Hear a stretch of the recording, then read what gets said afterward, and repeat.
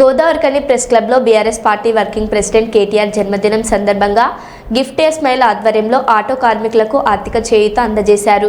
కుటుంబ పెద్దమ్మ కోల్పోయిన నిరుపేద కుటుంబానికి చెందిన 19 మంది ఆటో కార్మికుల కుటుంబాలకు ఒక్కొక్కరికి 10,000 చొప్పున ఆర్థిక సహాయం అందించారు.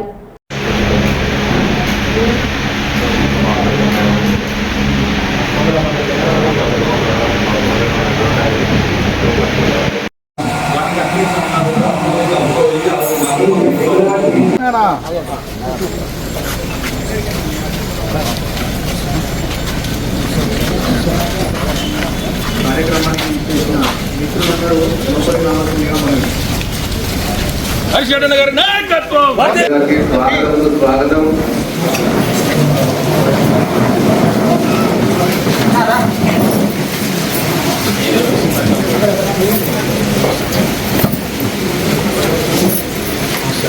బీఆర్ఎస్ రాష్ట్ర నాయకులు మరియు విహెచ్ఆర్ ఫౌండేషన్ కల్వకుంట్ల తారక రామారావు గారి జన్మదిన సందర్భంగా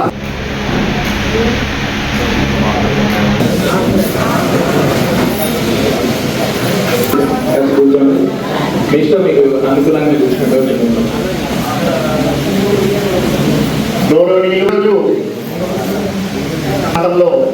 రికార్డు కానీ డొక్కాడని మన ఆటో డ్రైవర్ల బ్రతుకులు ఈ ఆటో డ్రైవర్ల కోసం అటువంటి బీఆర్ఎస్ రాష్ట్ర నాయకులు మరియు విహెచ్ఆర్ ఫౌండేషన్ ఆర్థిక సహాయాన్ని అందజేస్తూ మన బ్రతుకులలో ఎంతో కొంత ఆశలు నింపి చిగురిపోయేస్తున్నటువంటి మిత్రులారా, ఇవాళ ఈ కార్యక్రమాన్ని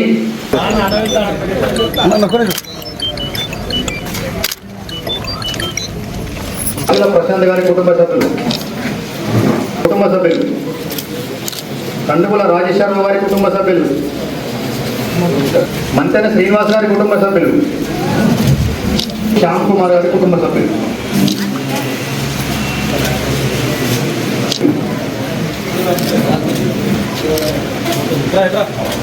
హృదయపూర్వకమైన స్వాగతం సుస్వాగతం తెలియజేస్తున్నాము.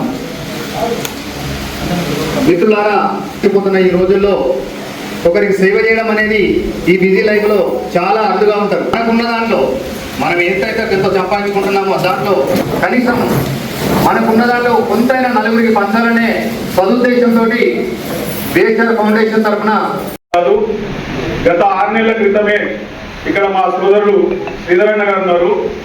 వారు ఒక రోజు ఫోన్ చేసి ఇక్కడ జరుగుతున్నటువంటి సంఘటనల పట్ల, మరీ ముఖ్యంగా ఆటో డ్రైవర్లు ఎట్లయితే వాళ్ళ ఉపాధిని కోల్పోయిందో ఈ ప్రభుత్వం అవలంబిస్తున్నటువంటి కొన్ని విధానాల పట్ల మాకు ఎటువంటి వ్యతిరేకత లేదు. కాకపోతే ఆ ప్రభుత్వం చేస్తున్నటువంటి కొన్ని విధానాలు, అలాగే వాళ్ళు ఇచ్చినటువంటి కొన్ని అబద్ధపు హామీల వల్ల చితికిలో పడిపోయినటువంటి ఆటో డ్రైవర్ల కుటుంబాలకు మీరు సాయం చేయాలన్నా అని చెప్పేసి నన్ను కోరినప్పుడు, నేను గడిచినటువంటి 6 ఏళ్లుగా ఇదే ప్రాంతంలో ఉమ్మడి కరీంనగర్ జిల్లా మరియు రామగుండం మరీ ముఖ్యంగా ప్రాంతంలో దాదాపు ఒక 200 నుంచి 250 మంది కుటుంబాలకు నా సొంతంగా విహెచ్ఆర్ ఫౌండేషన్ అనే ఒక సంస్థ స్థాపించి వారికి ఉన్నటువంటి కొన్ని చిన్న సమస్యలకి నేను కొంత నా వంతుకు చిరు సాయం చేయడం జరిగింది. అయితే ఎప్పుడైతే అన్నా శ్రీధర్ గారు నాకు చనిపోయిండు, వారందరికీ ఇవాళ సాయం చేయడానికి నేను వచ్చిన. ఇలా మేము చేస్తూ ఉంటే ఈ సాయము లేదా నేను చేస్తున్నటువంటి పనులు గిట్టక నచ్చక స్థానిక అధికార పార్టీ నాయకులు కానివ్వండి, లేకపోతే వాళ్ళకు పక్కన కొందరు తూతు మంత్రంగా ఉంటారు, ఉన్నది లేని దాన్ని ఎక్కించి చెప్పేటోళ్ళు వాళ్ళు కానివ్వండి, నా మీద లేనిపోని అబద్ధాలు చెప్పి ఇలా రాష్ట్రంలో ఒక 12 కేసులు పెట్టింది. అయినప్పటికీ బెదరకుండా, ఎటువంటి బెదిరింపు కానీ ఎటువంటి భయం కానీ లేకుండా ఇలా నేను ముందుగా అడిగేసిన. రామగుండం ప్రజలు నా గుండెల్లో ఎల్లప్పుడూ ఉంటారు. నేను దాదాపు 18 ఏళ్ళు అమెరికాలో నివసించి వచ్చిన. నాకు 40 ఏళ్ళు. 40 ఏళ్ళకి ఎవరు కూడా రిటైర్మెంట్ తీసుకోరు.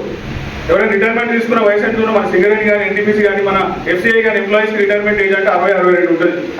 మరి నేను 40 ఏళ్ళకే ఇలా ప్రజాసేవ చేద్దామని చెప్పేసి ఇలా మీ అందరి కోసమే వచ్చినోండి. నాకు ఒక ఆశయం లేదు, ఆశ లేదు, కేవలం ప్రజాసేవ కోసమే వచ్చిన. ఇక్కడ ఉన్నటువంటి ప్రజలకు ఏవైతే కష్టాలు ఉన్నాయో, మరీ ముఖ్యంగా ఇక్కడ నిరుద్యోగులు చాలా మంది ఉన్నారు.